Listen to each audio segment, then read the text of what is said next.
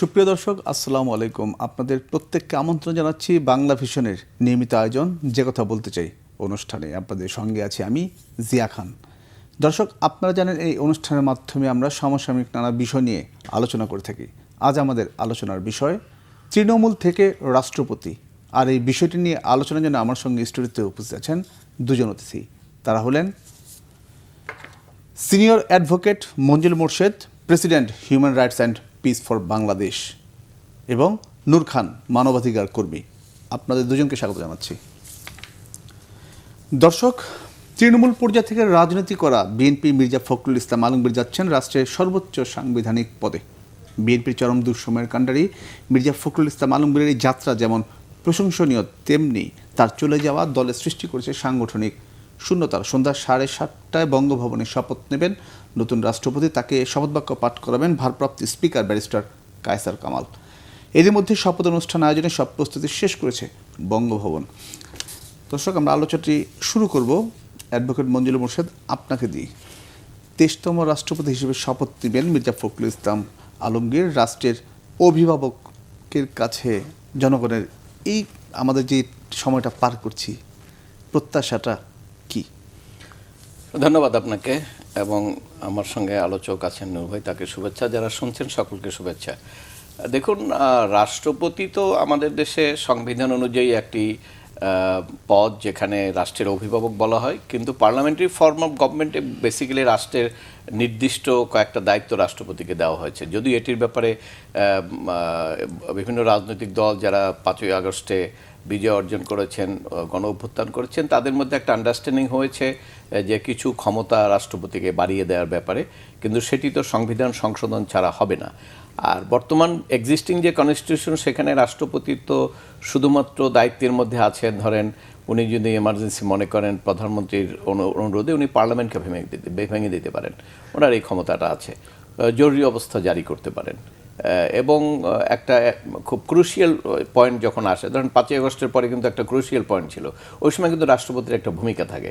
তো আগামী 5 বছর নির্বাচনের পরে যখন নতুন নির্বাচন হবে, তখন যদি ওইরকম কোনো ক্রুশিয়াল সিচুয়েশন থাকে, সেখানে হয়তো ওনার একটা ভূমিকা থাকতে পারে। এর বাইরে তো রাষ্ট্রপতির তেমন কোনো ভূমিকা নাই, কারণ উনি আপনার, যেটা অনেক রাষ্ট্রপতি আগেও বলেছেন। আরেকটি কথা আপনি বলেছেন যে তৃণমূল থেকে রাজনীতি করা। হ্যাঁ, 90-এর পরে এটা আব্দুর রহমান বিশ্বাস, আব্দুল হামিদ, এই দুজনই হলো তৃণমূল থেকে রাজনীতি করা রাষ্ট্রপতি, এবং এরপরে তৃতীয় আসলেন মির্জা ফখরুল ইসলাম আলমগীর সাহেব। এবং এটি সবচেয়ে রাজনৈতিক দলের জন্য এটা ভালো খবর, জনগণের জন্য ভালো খবর যে পিক অ্যান্ড চুজ করা হয় না। যারা রাজনীতি করেন এবং রাজনৈতিক দলের মধ্যে থেকে ডেডিকেটেড একজনকেই বেছে নেওয়া হয়েছে রাষ্ট্রপতি পদের জন্য। যেমন এখানে একজন প্রফেসর, একজন ডক্টরেট, একজনকে জাস্ট দল ইচ্ছা করেই তাকে নিয়ে আসলেন। এ ক্ষমতা আছে। প্রধানমন্ত্রী তারেক রহমান যদি চাইতেন যে কোনো একজন ব্যক্তিকে রাষ্ট্রপতি নির্বাচন করা, তার কোনো ডিগ্রি না থাকলেও কোনো সমস্যা নাই, কোনো পরিচিতি না থাকলেও কোনো সমস্যা নাই, ওটা চাইলে তারা পারতেন। আমাদের সিস্টেমটা সেই রকম। কিন্তু যেহেতু এখানে বিএনপির একজন বর্ষিয়ান নেতা এবং তৃণমূল থেকে আসছেন, এটা নিশ্চয়ই তার দলের জন্য ভালো হয়েছে। কারণ হলে আপনি জানেন যে যখন তৃণমূল থেকে একজন লোক চলে আসে, সেখানে সে দলের হলেও, যদিও এখন তো আর সে দলের থাকবেন না, এখন সে দলীয়ভাবে তার কোনো সম্পৃক্ততা নাই প্র্যাকটিক্যালি, কিন্তু মেন্টালিটা তো আর সংবিধানে বলা নাই মেন্টালি কোন দিকে কোনো সাপোর্ট করা, কিন্তু প্রকাশ্যে করাটা তো কঠিন, করতে পারবেন না। কিন্তু সেদিক থেকে আপনার দলের নিবেদিত প্রাণ হওয়ার কারণে একটা সুবিধা, সেটা হলো আসলে বাংলাদেশের জনগণের ফিল্ড লেভেলে তাদের প্রত্যাশা এবং তাদের চাওয়া পাওয়া এবং কোন জায়গায় কোন কাজটা রাজনৈতিকভাবে সঠিক সিদ্ধান্ত নেওয়া, এটির ব্যাপারে তার অভিজ্ঞতা আছেন। এটি একটা প্লাস পয়েন্ট। এবং আমি মনে করি যে বিএনপির পক্ষ থেকে, বিশেষ করে বিএনপি তো আর এটার সিদ্ধান্ত নেয় না, এটা তারেক রহমান সাহেব সিদ্ধান্ত নিয়েছেন। আমি মনে করি যে এটা গুড ডিসিশন নিয়েছেন প্রাইম মিনিস্টার, যে ফখরুল ইসলাম আলমগীর সাহেবকে রাষ্ট্রপতি নির্বাচন করেছেন। ধন্যবাদ মঞ্জুর মোর্শেদ। জনাব নূর খান, মঞ্জুর ভাই অনেক বিষয় বলে গেলেন, যে বিশেষ করে রাষ্ট্রপতি যে ক্ষমতা, সেই জায়গাটায় কথাগুলো বললেন। তারপরও আমি ঘুরে ফিরে আসতে চাই মানুষের প্রত্যাশার জায়গায়, মানে রাষ্ট্রপতি অভিভাবক হিসেবে দেওয়ার জায়গাটা। দেখেন, রাষ্ট্রপতি তো আসলে অভিভাবক। ওনার যতটুকু ক্ষমতা দেওয়া আছে, সেটা আমাদের এই মুহূর্ত পর্যন্ত যেটা মনে হচ্ছে যে ওনার ক্ষমতা খুব সীমিত কিছু কিছু ক্ষেত্র বাদে, বিশেষ করে ক্রুশিয়াল মুভমেন্ট মানে সময়ে তার ক্ষমতাটা তিনি প্রয়োগ করতে পারেন, এবং সেটাই মূলত দৃশ্যমান হয়। সাধারণ মানুষের একটা সবসময় একটা আকাঙ্ক্ষা থাকে যে বাংলাদেশের রাজনীতিতে বিশেষ করে যে সমস্ত কি পয়েন্টগুলি আছে এইখানে যারা যাবেন তারা সজ্জন ব্যক্তি হবেন, সৎ ব্যক্তি হবেন, মেধাবী হবেন, পরিশ্রমী হবেন এবং দেশটা সম্পর্কে, দেশবাসী সম্পর্কে ওনার একটা ধারণা থাকবে। সেই দিক যদি আমরা বিবেচনা করি তাহলে বিএনপি যে মনোনয়নটা দিয়েছেন রাষ্ট্রপতি হিসাবে মির্জা ফখরুল ইসলামকে, আমার মনে হয় বর্তমান যে সময়ে, এই সময়ে সবচেয়ে ভালো একটা সিদ্ধান্ত বিএনপি নিতে পেরেছে বা প্রধানমন্ত্রী তারেক জিয়া নিতে পেরেছেন। মানুষের প্রত্যাশাটা থাকবে, একটা জিনিস হচ্ছে মানুষের ভিতরে একটা প্রত্যাশা আছে, সেটা হচ্ছে ক্ষমতার ভারসাম্য নিয়ে অনেক কথা উঠছে গত 5 তারিখের আগে এবং পরে। সেটা হচ্ছে প্রেসিডেন্ট এবং প্রধানমন্ত্রী দুইজনের ক্ষমতার একটা ভারসাম্য, অর্থাৎ কিছু ক্ষমতা যাতে প্রেসিডেন্টের কাছে ন্যস্ত হয়, এই বিষয়টা নিয়ে মোটামুটি প্রায় সব রাজনৈতিক দলই কিন্তু এক ধরনের সমঝোতার ভিতরে আছে। এটি এই মুহূর্তে না থাকলেও ধরেন যদি কনস্টিটিউশনের সংশোধনী জারি করা হয় সেই ক্ষেত্রে হয়তো এই বিষয়গুলি বিবেচনায় আসবে। তো আজকে শপথ অনুষ্ঠান হবে 7:30টায়। মানুষের সবচেয়ে বড় ব্যাপার হচ্ছে মানে অভিভাবক হিসাবে আমরা চাইব যে সবচেয়ে কঠিন যে সময়গুলি আসে সেই সময় যাতে উনি দৃঢ়তার সাথে, নিরপেক্ষতার সাথে ওনার বিচার বিচক্ষণতা দিয়ে সিদ্ধান্ত দিতে পারেন এবং পদক্ষেপ নিতে পারেন, এই জিনিসটাই আমাদের চাওয়া আছে। আরেকটা হচ্ছে যে রাষ্ট্রপতির ক্ষমতা সংকুচিত হলেও, মানে ক্ষমতা কম হলেও তিনি কিন্তু অভিভাবক হিসেবে পরামর্শ দেওয়ার অনেক সুযোগ তার রয়েছে। আমরা তো দেখি যে প্রধানমন্ত্রী বিভিন্ন গুরুত্বপূর্ণ সিদ্ধান্ত বা বিদেশ ভ্রমণের পরে সে প্রেসিডেন্টের সাথে মত বিনিময় করেন, বিশেষ করে রাষ্ট্রীয় যে সিদ্ধান্তগুলি হয় সেইগুলি ওনাকে জানান। এই জায়গাতে উনি কিন্তু কিছুটা সুযোগ থাকে পরামর্শ দেওয়ার বা বিষয়গুলি সম্পর্কে জানার। তো সেই বিষয়গুলি জেনে উনি নিশ্চয়ই গুরুত্বপূর্ণ কিছু পরামর্শ দিতে পারবেন এবং ওনার পরামর্শ একেবারে উড়িয়ে দেওয়া হবে এইটা কনস্টিটিউশন বা আইনে যা কিছুই থাকুক না কেন, তারপরও রাষ্ট্রের অভিভাবক হিসাবে তো কিছু বিষয় পরামর্শ দিতে পারেন, সেই সুযোগটা রয়েছে এবং আমরা চাইব যে তিনি সেই সুযোগটি কাজে লাগাবেন এবং প্রধানমন্ত্রী এবং অন্যান্য যারা আছেন নীতি নির্ধারক পর্যায়ে তারা অন্ততপক্ষে সেই মর্যাদাটা দেবেন। মঞ্জুর ভাই, নূর ভাই বলছিলেন ক্ষমতার ভারসাম্যের বিষয়টার কথা উনি নিয়ে আসছেন। আমাদের প্রধানমন্ত্রী এবং রাষ্ট্রপতির ক্ষমতা, আসলে এই কথাটা 5 আগস্টের পর বিশেষ করে বেশ জোরে সোরেই আসছিল। এটা আসলে আমাদের দেশের প্রেক্ষাপটে কতটা দরকার? আরেকটা বিষয় আমি যেটা মানে আপনাকে শুরুতে করতে চাইছিলাম যে মির্জা ফখরুল ইসলাম আলমগীরকে রাষ্ট্রপতি করার পেছনে মানে গ্রহণযোগ্যতার মাপকাঠি কোনটা? অনেক বিষয় আসছে, যেমন ক্লিন ইমেজ, দীর্ঘ রাজনৈতিক অভিজ্ঞতা, কঠিন সময় পার করা। আপনি কি মনে করেন? ধন্যবাদ আপনাকে। দেখুন, একটা হলো যে এই যে ক্লিন ইমেজের কথাটা বললেন সিলেকশনের ক্ষেত্রে, এটি দেখেন, এটি তো আমরা জানি যে পার্লামেন্টে যাদের মেজরিটি থাকে, যে পার্টির থাকে, সেই পার্টিরই সিদ্ধান্ত যেটা হবে ওইটাই কার্যকরী। এখন আমাদের দেশে তো পার্টির সিদ্ধান্তটা যে একদম জয়েন্টলি হয়, সবার মতামতের ভিত্তিতে হয়, ওইটা তো আমাদের প্র্যাকটিস নাই। কারণ আপনার পার্টির মধ্যে কোনো জামাত ইসলাম বাদে অন্যান্য দলের মধ্যে তো তেমন ডেমোক্রেসি নাই। এটা নেতার উপর বেস করে পার্টিগুলো, আওয়ামী লীগ, বিএনপি যেগুলো আছে জাতীয় পার্টি, তাই না, এটা নেতার উপর বেস করে। নেতা যদি কোনোটা চায় বা যদি কেউ বুঝে যে নেতা এটা চায়, ও সেক্ষেত্রে সবাই ওই লাইনেই ধাবিত হয়। যদি আপনি বলতে পারেন যে এটা তো একটা সিদ্ধান্ত হয়েছে, হ্যাঁ, ওই স্ট্যান্ডিং কমিটিতে আলোচনা হয়ে আবার কিন্তু সবাই সিদ্ধান্ত দিয়ে দিয়েছে মাননীয় প্রধানমন্ত্রী এটা চূড়ান্ত করবেন, তাই না, আলটিমেট কথাটা ওই রকমই। তো এইটা এক ধরনের মানে কী বলবো, এক ধরনের প্রলেপ গণতান্ত্রিক সিস্টেম যে আমরা কথাবার্তা বললাম কিন্তু আলটিমেট সিদ্ধান্ত একজনের হাতে। এখন এখানে সিলেকশনের ক্ষেত্রে প্রধানমন্ত্রী একমাত্র বলতে পারবেন যে উনি কী কনসিডারেশনে সিলেকশন করেছেন। আমরা চাইলাম বা মানুষ চাইলেও বা বিএনপির লোকজন চাচ্ছে যে ক্লিন ইমেজের একটা লোক, এবং উনি সেক্রেটারি দীর্ঘদিন থেকে, বিশেষ করে 17 বছর উনি আন্দোলনের সামনের সাইডে ছিলেন, কোথাও কম্প্রোমাইজ করেন নাই, জেল খেটেছেন কিন্তু কম্প্রোমাইজ করেন নাই। এই সমস্ত কনসিডারেশন মানুষ মনে করতে পারে, কিন্তু তারপরে আমি সর্বোচ্চ পর্যায়ে বলবো যেটা প্রধানমন্ত্রী তারেক রহমান কেন চেয়েছেন ওইটা আমরা আর কেউ বলতে পারবো না, ওইটা উনিই বলতে পারবেন। কিন্তু অন্য অন্য ক্ষেত্রে চাওয়াটা হইলেও সেটা যদি উনি না চাইতেন তাহলে সেই চাওয়ার কোনো ভ্যালু নাই, চাইলেই যে হবে সেটা কিন্তু না। অতএব সেই জায়গাটা আপনাকে বুঝতে হবে আমাদের, যে এখানে যে সিস্টেম, সে সিস্টেমে এইটাই একটা পদ্ধতি যে দলের চেয়ারম্যান যে আছেন উনি যেটা চাইবেন সেই অনুসারেই দলও সেইভাবে প্রস্তুতি নেয়, দলও সেইভাবে কর্মকাণ্ড করে এবং ঘটনাটাও সেইভাবে ঘটে, এর ব্যতিক্রম কিছু নাই। তবে ওই যে বললাম যে এইখানে পজিটিভ একটাই, সেটা হলো উনি ইচ্ছা করলে যে কোনো একজনকে এনে বসাই দিতে পারতেন, তাই না? কিন্তু সেটি করেন নাই। উনি দলের সবচেয়ে গ্রহণযোগ্য যে ব্যক্তি এবং ওনার কিন্তু সদালাপেরও একটা আছে। উনি কিন্তু বিরোধী দলকে বা অন্যান্য যখন আন্দোলন করেছেন তখন কিন্তু অন্যান্য নেতারা যে অনেক বাজে কথা বলে গালাগালি করে, উনি কিন্তু সেটা করেন নাই। ওনার ভাষা দেখবেন, উনি কিন্তু শিক্ষক হিসেবে ওনার ভাষা কিন্তু রাজনৈতিক পরিশীলিত যে ভাষা, উনি কিন্তু সেটা মেনটেন করেছেন। তো এই সবগুলোর ওনার কিন্তু একটা সাপোর্ট আছে, মানে শুধু বিএনপি না, অন্য মানুষও যারা মনে করে, যেমন আজকে একটা বক্তব্য শুনলাম, একজনে বলল যে এর মধ্যে কিন্তু কথা এসেছিল ডক্টর ইউনূসকে রাষ্ট্রপতি করার, তাই না? অনেকে বলছিল যে এটা চুক্তিও আছে, কথাবার্তা আছে। তো সেই ক্ষেত্রে কিন্তু ওই একজনের বক্তব্য শুনলাম, উনি বললেন যে এটা খুব ভালো হয়েছে যে ডক্টর ইউনূসকে করেন নাই, কারণ সেটা তো বিতর্কিত লোক করলে তো সেখানে আরও। কিন্তু এখানে ডক্টর ফখরুল ইসলাম আলমগীর করার কারণে কোনো বিতর্ক কিন্তু নাই, কেউ কিন্তু প্রশ্নটা তুলছেন না বা কোনো একটা ত্রুটি কেউ বলতে পারছেন না যে ওনার তো এইটা একটা আছে। আমি এখন পর্যন্ত কোনো আলোচনায় শুনি নাই যে কেউ বলছে যেন ওনার একটা ডেফিসিয়েন্সি আছে। আর একটা যেটা বললেন আপনার যে ভারসাম্যের কথাটা, দেখুন আমাকে রাষ্ট্র কোন পদ্ধতিতে চলে সেটাকে আপনাকে বুঝতে হবে আগে। যে আমরা 90s আগে ছিল রাষ্ট্রপতি শাসিত সরকার, এবং 90s যে আমাদের সংবিধান ক্যারেক্টার চেঞ্জ করলাম সব দল মিলে, সেখানে কিন্তু ওয়েস্টমিনিস্টার পদ্ধতিতে আমরা ডেমোক্রেসিতে চলে আসছি। কাজে এখানে কিন্তু জনগণের ভোটে নির্বাচিত পার্লামেন্টই হলো সর্বোচ্চ ক্ষমতা।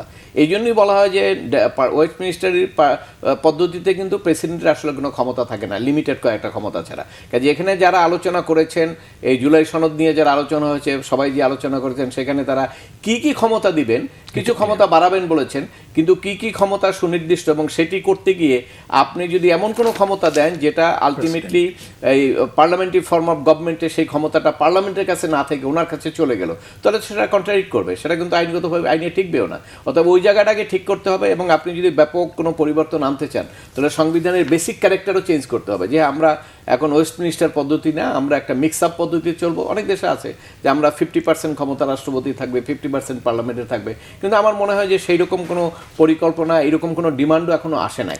বলা হচ্ছে যে শুধু রাষ্ট্রপতির কিছু চেক অ্যান্ড ব্যালেন্স হতে পারে, কয়েকটা বিষয় চেক অ্যান্ড ব্যালেন্স করার জন্য তার কিছু ক্ষমতা দেওয়া যেতে পারে। এমনিতে তো সবকিছুই তার নামে হয়, সচিব ট্রান্সফারেরও তার নামে হয়, তাই না?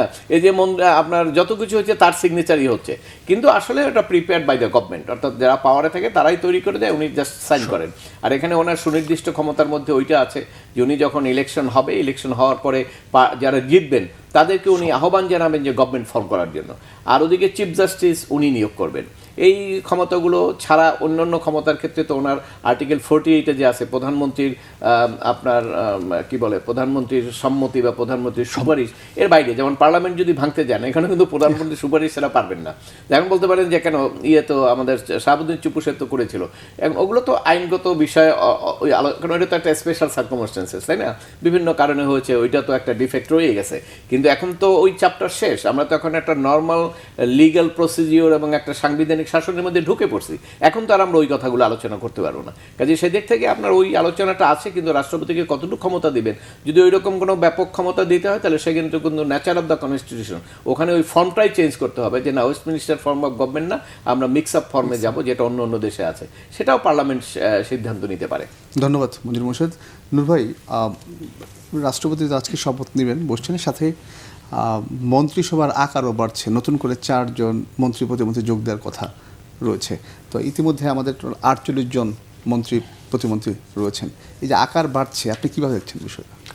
দেখেন, আমার কাছে যেটা এখন এই মুহূর্তে মনে হচ্ছে যে আমাদের যে অর্থনৈতিক অবস্থা, দেশের যে অবস্থা, সব কিছু বিবেচনায় যদি নেই, তাহলে মন্ত্রিপরিষদের আকৃতিটা ছোট করে রাখা ভালো ছিল, মানে আর বৃদ্ধি না করা। কিন্তু এটা ঠিক যা ইতিমধ্যে 1-2টি পদও খালি হয়েছে, সেখানে মন্ত্রী আসবেন, কিন্তু আর একাধিক মন্ত্রী, আবার সেখানে উপদেষ্টা আছে, তাদের সুযোগ সুবিধা আপনি যদি বিবেচনা করেন, তো এইটা আমাদের উপর কিন্তু একটু চাপ তৈরি হবে অর্থনীতির জায়গায়।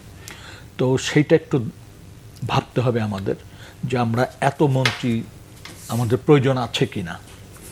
তবে দুর্ভাগ্য যে আমাদের মতো সরকারগুলি ম্যানেজ করে যে চলার একটা ব্যাপার, সেই ম্যানেজের জায়গায় যে দেখা যায় যে মন্ত্রীর সংখ্যা বেড়ে যায়, উপদেষ্টার সংখ্যা বেড়ে যায়, এবং তাদের সুযোগ সুবিধাও দিতে হয়।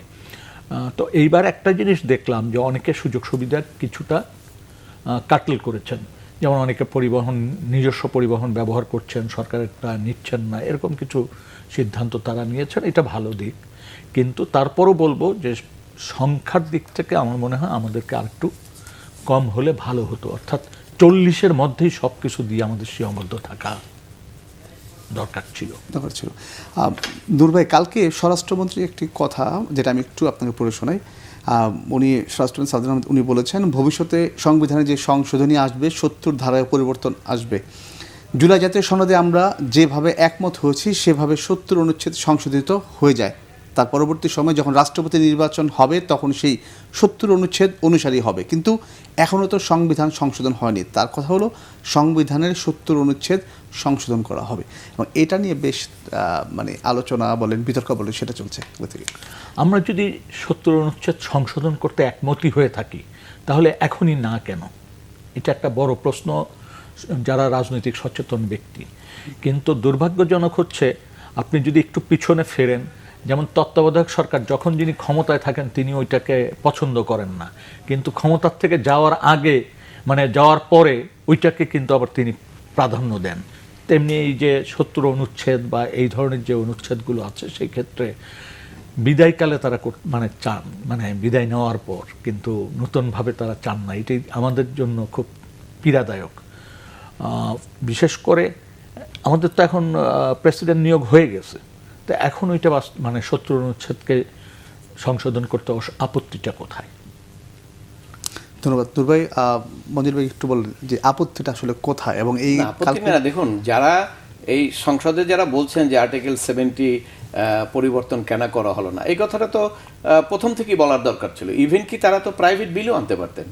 কোনো বিরোধী দল তো প্রাইভেট বিল আনলো না, যে ঠিক আছে সংবিধান সমস্ত পরিবর্তন সংশোধন হবে, সামনে নির্বাচন আছে, রাষ্ট্রপতি নির্বাচন, আমরা একটা প্রাইভেট বিল আনলাম। এইটা সে দল তো বলতে পারতো যে সরকারের দোষ, তারা বিলটা পাস করে নেয়। সরকার তো, বিএনপি সরকার তো বলছেন যে তারা সমস্ত বিষয়গুলো নিয়ে একটা বিরাট বড় ধরনের পরিবর্তন আনবেন, যেহেতু জুলাই সনদে অনেক কিছু বিষয় আসছে, এবং এই জন্য কিন্তু তারা কমিটি গঠন করে ফেলছেন, এবং সেই কমিটি অনেকগুলো মিটিং হবে, অনেকগুলো যাচাই বাছাই হবে, তারপরে না বিলগুলো আসবে। কিন্তু এটা তো এমন না যে একজনের ইচ্ছার মধ্যে বিলটা আসবে। সংবিধান সংশোধনটা কিন্তু ওইভাবে হয় না, যেহেতু একটা কমন ডিসকাশন হয়েছে এবং জুলাই সনদের মধ্যে আলোচনা হয়েছে অনেকগুলো বিষয়, এবং এই ব্যাপারে বিরোধী দলকেও তারা কমিটিতে ডেকেছিল, তারা আসেন নাই। তারা ওই অজুহাত দেখিয়েছেন তারা কেন সংস্কার কমিশনের সদস্য হিসেবে শপথ গ্রহণ করলেন না। তো ওটা তো একটা ইলিগাল জিনিস, ওটা শপথ গ্রহণ করবেন না, এটা তো বিএনপি সঠিকভাবেই বলছেন। আর এই মুহূর্তে 70 অনুচ্ছেদের কথা যারা বলছেন যে 70 অনুচ্ছেদ ছাড়াই কেন হলো, আর কেন হবে, 70 অনুচ্ছেদ সংশোধন হয় নাই। বিএনপির পক্ষ থেকে তো অলরেডি কমিটি গঠন করা হয়েছে, এবং স্বরাষ্ট্রমন্ত্রী যেটা বলছেন ওটা যথার্থই বলেছেন। সেই কমিটিতে বিরোধী দল যায়নি, সেই কমিটি না, কমিটিতে যায় না, কিন্তু তাদেরকে তো আহ্বান জানাইছে, 5 জনের নাম দিতে বলা হয়েছে, তারা তো দেন নাই। এবং এইখানে ওই কমিটির সুপারিশ হওয়ার পরে এটা 6 মাস লাগতে পারে, 1 বছর লাগতে পারে, কারণ আপনি জানেন 15তম সংশোধনী যখন ব্যাপক সংস্কার হলো আওয়ামী লীগের সময়, ওখানে কিন্তু প্রায় 1.5 বছর লাগছিল। অতএব এখানেও এত সময় লাগবে। কিন্তু এখন 70 অনুচ্ছেদ যদি এতই একটা ইন্টারেস্টিং ব্যাপার থাকতো, যে সেক্ষেত্রে জামাত ইসলাম তো একটা প্রাইভেট বিল আনতে পারতেন। আর আমি মনে করি যে আমার ব্যক্তিগত ধারণা 70 অনুচ্ছেদের যে সুযোগটা, যে সংশোধন হবে, দুইটা বাদ রেখে তো ওই সংশোধন হলেও বাংলাদেশের যে রাজনৈতিক কালচার, যে প্রেক্ষাপট, ওইটা খুব বড় ধরনের প্রভাব ফেলবে না। কারণ কি জানেন, কেন এখানে দলটা করা হয়, মানে আপনি বলতেছেন যে এটা হইলো আসলে এই পরিবর্তনটা তেমন একটা খুব একটা আমাদের যে রাজনৈতিক কালচার তাতে খুব বড় পরিবর্তন হবে না। কেন হবে না? কারণ এখানে কোনো বিএনপির লোকই যখন বুঝবে যে বিএনপির প্রার্থী অমুক, কাজে সে নরমালি থাকুক আর না থাকুক, এটা হয়তো 100 জনের মধ্যে 1-2 জন হয়তো কোনো ইয়ে করতে পারে, কিন্তু 99 জনই করবে না। এটা হলো আমাদের কালচার। এবং যিনি করবেন না সে হলো, সে ওই কারণেই করবেন না, কারণ সে তো ওই দল করে, ওই দলের সঙ্গে সে দলের বিপক্ষে ভোট দেবে কেন? আর এখানে যে একটা কথা হয়েছে, এই 70 অনুচ্ছেদ ছাড়াও এটাও কিন্তু সুযোগ ছিল। আপনাদের ওখানে তো বলা হয়েছে যে আপনার ইলেক্টেড মেম্বার, পার্লামেন্ট মেম্বারের মাধ্যমে রাষ্ট্রপতি নির্বাচন হবে। আর আর্টিকেল 70-তে যে ডিসকোয়ালিফিকেশন, সেটা হলো দলের সিদ্ধান্তের বাইরে গিয়ে যদি কোনো ভোট দেওয়া তাহলে তো সদস্যবাদ যাবে। এখন ধরেন বিএনপি বলল যে না, আমরা কাউকে নমিনেট করব না, আপনি যে কোনো একজন রাষ্ট্রপতি যে কেউ দাঁড়াইতে পারে, তো সেক্ষেত্রে কিন্তু বিএনপির যদি কেউ ভোট দিতেও না তাকে, তাহলে কিন্তু তার সদস্যবাদ যাইতো না। কারণ ওখানে বলা আছে যে দলের সিদ্ধান্তের বাইরে, অর্থাৎ দল যদি কোনো সিদ্ধান্ত না নেয়, সেখানে রাষ্ট্রপতি প্রার্থী হইলে কেউ যদি ভোট তাকে নাও দেয়, বিএনপি যেটা চায় সেইটা, তার তো কোনো মেম্বারশিপ যাবে না। কারণ ওখানে বলা আছে দলের সিদ্ধান্তের বাইরে, অর্থাৎ বিএনপি যেহেতু দলীয়ভাবে বলেছে সেই কারণে ওখানে বার আছে, করতে পারবে না। কিন্তু ইভেন যদি বলতো বিএনপির পক্ষ থেকে আমরা কোনো প্রার্থী দিচ্ছি না, যে প্রার্থী হোক, সেক্ষেত্রে কিন্তু যে কেউ যারে ভোট দিতে পারতো, তার মেম্বারশিপ যাইতো না, কেন ওটা তো দলের সিদ্ধান্ত না। মঞ্জুর ভাই, একটা বিষয় তারপরও যেটা- আমাদের দেশে যেটা হয় যে দলের চেয়ে ব্যক্তিকেন্দ্রিক জায়গাটা চলে আসে। সুতরাং ব্যক্তির ইচ্ছাটা কি সেটা যদি সবাই বুঝে ফেলে তাহলে তো তার বাইরে কেউ যাবে না। যাবে না। মঞ্জুর ভাই, নূর ভাই যে বিষয়টা বলেন যে আমাদের মন্ত্রী প্রতিমন্ত্রী যে সংখ্যাটা, সেটা নিয়ে উনি বলেন যে 40 হলে ভালো হতো। আপনার কি মনে হয়? না দেখুন, আমাদের লোক সংখ্যা, জনবল এবং মিনিস্ট্রি কতগুলো, সেদিক থেকে কিন্তু আপনার মন্ত্রী পরিষদ সরকারের আপনার কিচ্ছতা সাধন একটা বড় ইম্পর্টেন্ট। কিন্তু তারপরে কিন্তু এই যে অনেক মন্ত্রীকে যে 2টা মিনিস্ট্রি দিয়ে দিয়েছেন, আপনি জানেন যে 2টা মিনিস্ট্রি চালাইতে হলে সে একটা মিনিস্ট্রিতে যেদিন বসবে, পরে অন্য মিনিস্ট্রিতে বসলে এই মিনিস্ট্রি কিন্তু তার অ্যাবসেন্ট, অর্থাৎ সেখানে তো কাজের স্লো গতিতে আসবে। এবং সেখানে আপনার এই প্রত্যেকটা মিনিস্ট্রি কিন্তু অনেক বড় বড় মিনিস্ট্রি, সেখানে সরকার যদি মিনিস্ট্রিগুলো কমায় সেক্ষেত্রে ঠিক আছে, কিন্তু মিনিস্ট্রি আলাদা রেখে যদি সেখানে আলাদা মিনিস্টার না দেওয়া হয় তাহলে কিন্তু এটা একজনের পক্ষে 2টা মিনিস্ট্রি চালানো খুব কঠিন, এবং সেক্ষেত্রে মিনিস্ট্রির যে টোটাল অ্যাক্টিভিটিস বা স্পিড সেটা কিন্তু অনেক কমে যায়। এবং আপনি এক মিনিস্ট্রিকে যখন সময় দেবেন আরেক মিনিস্ট্রি তখন বিট ডিপ্রাইভ হবে, ওই সমস্যাগুলো আছে। অতএব সেই দিক থেকে সরকার যদি এই কৃচ্ছতা সাধন করতে চায় তাহলে মন্ত্রী পরিষদ গঠন করার আগে এই যে সচিবালয় যে সে সমস্ত মন্ত্রণালয় আছে এটিকে কম্প্যাক্ট করতে হবে। এটিকে কম্প্যাক্ট করে তারপরে মন্ত্রী পরিষদ কম দিল সেটা, কিন্তু মন্ত্রী পরিষদ এই আপনার সচিবালয়ের যে আমাদের সচিবগুলো যে আছে বিভিন্ন মন্ত্রণালয়, সেই মন্ত্রণালয়গুলো যদি আপনি ছোট না করেন সেক্ষেত্রে মন্ত্রীদের তো দায়িত্ব দিতে হবে, না দিলে বরঞ্চ মন্ত্রণালয় আরো ক্ষতিগ্রস্ত হবে, কারণ এখানে তো ভলিউম অফ ওয়ার্ক তো অনেক। ধন্যবাদ মঞ্জুর ভাই। নূর ভাই, একটা বিষয় একটু, সেটা হচ্ছে এনসিপির আহ্বায়ক নাহিদ ইসলাম, উনি গতকালকে একটা কথা বলেছে যে সরকার গণভোটের রায়ের সাথে প্রতারণা করেছে, সরকার আমাদের যাবতীয় ফেসিবাদ বিরোধী আন্দোলনের সাথে প্রতারণা করেছে। তিনি আরও বলেন, সারা দেশে দলীয়করণ করেছে প্রশাসনের সব জায়গায়, এবং রাষ্ট্রপতি নির্বাচনে দলীয়করণের মাধ্যমে দলীয় প্রার্থী দিয়ে প্রধানমন্ত্রী নিজে রাষ্ট্রপতিকে নির্বাচিত করেছেন, যেখানে স্বাধীনভাবে কোনো ভোট দেওয়ার সুযোগ নেই, ফলে তারা গণতন্ত্রের পক্ষে আছে বলে আমরা মনে করছি না। কিন্তু আজকে এই কথা বলছেন, কিন্তু গতকালকে তো তারা নির্বাচন করেছেন, তাই না? এই পদ্ধতিতেই তারা নির্বাচনে গিয়েছেন, হ্যাঁ, মেনে নিয়ে গিয়েছেন। এখন ব্যাপারটা হচ্ছে, আমি আবারও মঞ্জুল ভাইয়ের ওই জায়গাটাই যেতে চাচ্ছি, যে অনেক আলোচনা হয়েছে 5ই আগস্টের পর, অনেক বিষয়ে অনেক কিছু আলোচনা হয়েছে। তো মূল আলোচনা যেটা, যে এই জিনিসগুলোকে যদি কনস্টিটিউশনে সন্নিবেশিত করতে হয় তাহলে তো একটা প্রসেস মেনটেন করতে হবে, একটা প্রক্রিয়ার মধ্য দিয়ে ওই জায়গায় যেতে হবে। রাতারাতি তো আপনি কনস্টিটিউশন ছিঁড়ে ফেলতে পারবেন না, ছুঁড়ে মারতে পারবেন না। আপনাকে ওই প্রসেসের জন্য এই সরকার তো একটা কমিটি গঠন করার জন্য আহ্বান জানিয়েছিল, সম্ভবত 5 জন বিরোধী দল থেকে তারা সদস্য আহ্বান করেছিলেন, কিন্তু তারা সেখানে যাননি। না যাওয়ার ফলে যে জায়গাটা শূন্যতাটা তৈরি হচ্ছে সেটা হচ্ছে যে কাজটা হয়তো গতিটা ওইভাবে পাবে না। আর বিরোধী দল থেকে যদি এটা করা হতো তাহলে তারা একটা চাপ সবসময় দিতে পারত। আর বিশেষ করে এখন যে বক্তব্যগুলি দেওয়া হয়, আমার কাছে মনে হয় এটা রাজনৈতিক, আমাদের দেশে রাজনৈতিক বক্তব্য বলতে বুঝি, ওইটা মানাও যায় নাও মানা যায়, এটা একটা কথা বলতেছে বলুক, ব্যাপারটা এরকম। কিন্তু আসলে রাজনৈতিক বক্তব্য হওয়া উচিত খুব গঠনমূলক এবং যেটি বাস্তবসম্মত। আমরা সব সময় যাতে ঢালাওভাবে শুধু সরকারের ঘাড়ে দোষ না দিই, এবং ঢালাওভাবে যাতে আমরা না বলি যে বিট্রে করছে, অমুক করছে, কারণ এটা দায় দায়িত্ব তো আমাদের সবাইরই। নূর ভাই, আমি আর এবার একটা অন্য বিষয়, যে সেটা হচ্ছে বাংলাদেশের প্রধানমন্ত্রী তারেক রহমানের সম্ভাব্য নয়াদিল্লি সফরকে কেন্দ্র করে শুক্রবার এক অস্বাভাবিক পদক্ষেপ নিয়েছে ভারতের রাষ্ট্রপতি ভবন। তারেক রহমানের নয়াদিল্লির সফর নিয়ে প্রকাশিত একটি বিজ্ঞপ্তি মাত্র 1 ঘন্টার মধ্যে তারা প্রত্যাহার করেছে, এবং সেটা নিশ্চিত করেছে ভারতীয় সংবাদ মাধ্যম ইন্ডিয়ান এক্সপ্রেস। অর্থাৎ প্রধানমন্ত্রী দিল্লির সফর নিয়ে দুই দেশের মধ্যে এখনও আনুষ্ঠানিকভাবে ওই জায়গাটা এখনও পৌঁছায়নি, কিন্তু তারপরে এই ধরনের একটি ঘটনা। দেখেন, প্রথম হচ্ছে যে আমাদের প্রধানমন্ত্রী ভারতে যাবেন, এই সিদ্ধান্ত তো দুই দেশ মিলে এখনো হয়নি। এই বিষয়ে আমাদের তরফ থেকে সম্ভবত দুটো কথা বলা হয়েছে, যে এই দুটো বিষয় সলভ করার মধ্য দিয়ে একটা স্বাভাবিক অবস্থা, একটা বন্ধুত্বপূর্ণ অবস্থা আসবে, এবং তখন সফরটা হবে, এরকমই আমাদের দিক থেকে প্রস্তাবনা। এবং এখন পর্যন্ত যেহেতু এটা নিশ্চিত হয়নি যে ভারতে আমাদের প্রধানমন্ত্রী যাবেন, সেই ক্ষেত্রে আগ বাড়িয়ে এই ধরনের কার্যক্রম ভারত কেন নিচ্ছে এটা আমাদের বুঝতে হবে। এই ক্ষেত্রে একটা জিনিস হতে পারে যে ভারত বুঝাতে চাচ্ছে যে তাদের আগ্রহের কোনো ঘাটতি নাই, কমতি নাই,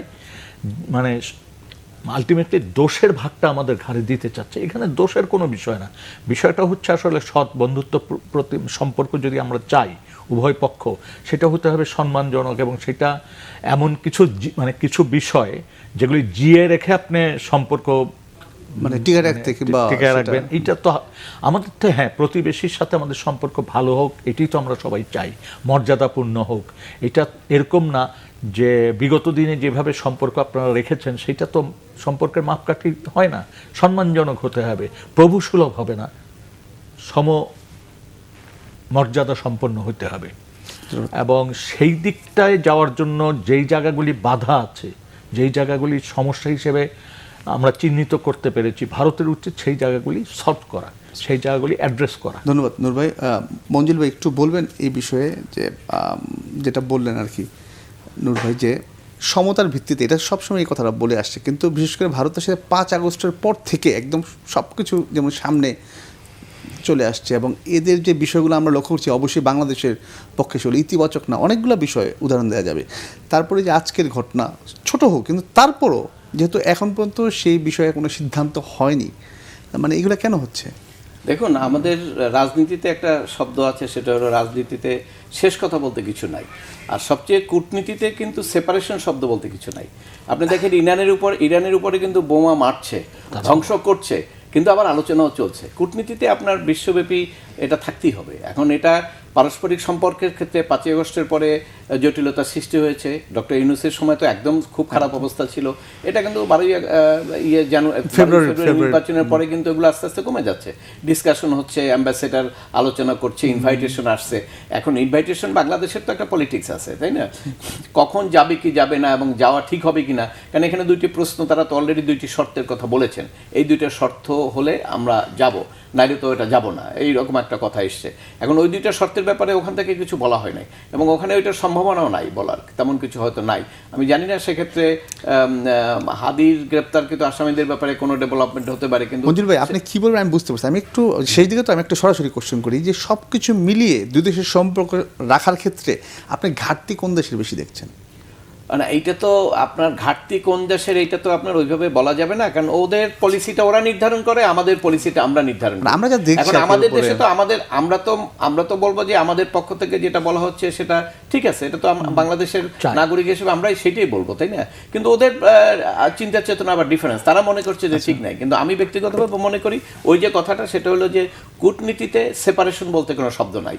অথবা আপনাকে ওই জায়গাটা মাথায় রাখতে হবে যে আমার প্রতিবেশীর সঙ্গে আমাকে সেপারেশন হওয়ার কোনো সুযোগ নাই প্রতিবেশীর সঙ্গে। কাজে এটা যেভাবেই হোক আলোচনার মাধ্যমে, মানে বৈরী সম্পর্ক থাকবে, প্রতিবন্ধতা আসবে, তারপর আমাদের ব্যবসা বাণিজ্য কিন্তু চলছে। এটা অনেক দেশই আছে এরকম পরিস্থিতি, এবং যে ভিসা যেটা দেওয়া বন্ধ ছিল সেটাও চালু হয়েছে। কাজে এগুলো আপনার দেখবেন টাইম আস্তে আস্তে শেষ হলে পরে অনেকগুলো সমস্যার সমাধান আস্তে আস্তে হবে, এবং যদি না হয় সেটা আমাদের জন্য সামগ্রিকভাবে, আমাদের জন্য, ওই দেশের জন্য, ব্যবসা বাণিজ্য সবকিছুর ক্ষেত্রে সবাই ক্ষতিগ্রস্ত হবে। কাজে আমার মনে হয় যে নিশ্চয়ই সরকারের পক্ষ থেকে সেই কূটনীতির জায়গাটা, রাজনীতি এক ধরনের জিনিস, কূটনীতি আর এক ধরনের জিনিস। হ্যাঁ, কূটনীতিতে আবার এটাও আপনাকে দেখাতে হবে যে আপনি নতজানু কূটনীতি না হয়, তাই না? এটা তো অবশ্যই জনগণের প্রত্যাশা, অবশ্যই সেই জনগণের প্রত্যাশা তো তাই যে আমরা তো কারো নতজানু হয়ে কারো কাছে মাথা নত করবো না। আমাদের পলিসিটা থাকবে যে আমরা নিরপেক্ষ থাকবো, এবং আমার স্বার্থটা, কূটনীতিতে বাংলাদেশের স্বার্থটা বাংলাদেশ সরকার দেখবে, এটাই তো আমাদের প্রত্যাশা, এবং এই জন্যই তো তাদেরকে ভোট দেওয়া হয়েছে। এখন আমার স্বার্থ, জনগণের স্বার্থ জলাঞ্জলি দিয়ে তো সরকার কিছু করবে না, সেটা তো করার সুযোগও নাই। তাই সেই জন্য আমার মনে হয় যে এখানে সরকারের পক্ষ থেকে ওই জিনিসটাই মাথায় রাখতে হবে যে সেপারেশন কিন্তু কূটনীতিতে নাই। অতএব সেক্ষেত্রে আমাদেরকে ভারতের সঙ্গে আমাদের সুসম্পর্ক রাখতে হবে, ব্যবসা বাণিজ্য সব কিছু মিলিয়ে কীভাবে ওভারকাম করা যায়, এবং সেই ওভারকামটা ধরেন এখন একটু ক্রাইসিস মনে হচ্ছে। ডিসেম্বরের পরে যেহেতু শেখ হাসিনা বলছে ডিসেম্বরে আসবে, তাহলে ওই দাবি কিন্তু আর থাকবে না, তাই না? যদি আইসেই পড়ে তাহলে আপনার ওই দাবি তো আর থাকছে না, তাহলে আপনার ডিসেম্বরের পরে তো সমাধান হয়ে যাচ্ছে। কাজে সেই ক্ষেত্রে কিন্তু আপনার কখন কি ঘটবে নোবডি নোজ। যেমন এখন তো অনেক আলোচনা আছে ডিসেম্বরের আগেও আসতে পারে, তো সেরকম যদি হয়ে যায় তাহলে আমাদের যে মূল ক্রাইসিস তো একটা জায়গায়, যে শেখ হাসিনাকে কেন ফেরত দেওয়া হচ্ছে না, তো ওইটা তো আর থাকছে না। ধন্যবাদ মঞ্জুর ভাই, সেখানে সমস্যার সমাধান আপনাদের দুজনকে বাংলা ভিশন আসার জন্য। দর্শক যে কথা বলতে চাই আজ এ পর্যন্ত, আবার দেখা হবে। সবাই ভালো থাকুন, সুস্থ থাকুন।